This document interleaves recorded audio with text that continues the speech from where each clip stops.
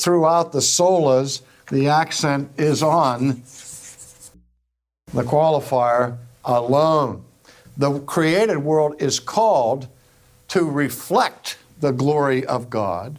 The very fact that God makes a creature places that creature in debt to the Creator. And the only reason you exist and that I exist is for Him.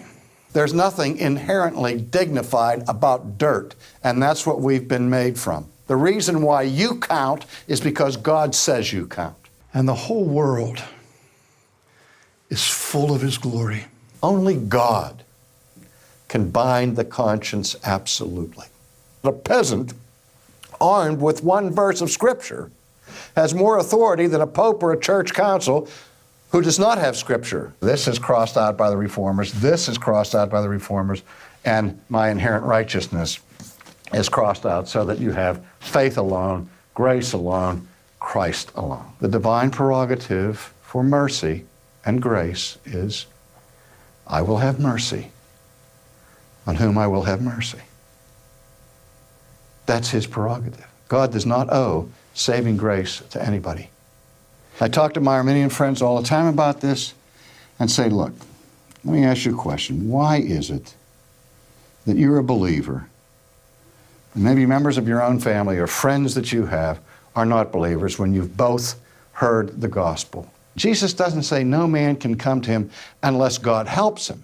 He says no man can come to Him unless God, in fact, gives it to him. No one is saved just because they affirm the doctrine of justification. What happens if you deny the doctrine of justification by faith alone? And that's a different matter, because now you're denying that you're saved by Christ and by Christ alone. And that denial may be enough to damn you. Christ alone merits salvation in front of a just and holy God, because He's the only one who is sinless.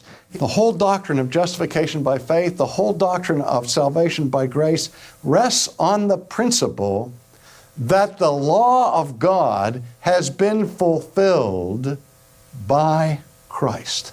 When I put my trust in Him, He imputes or counts to me His righteousness.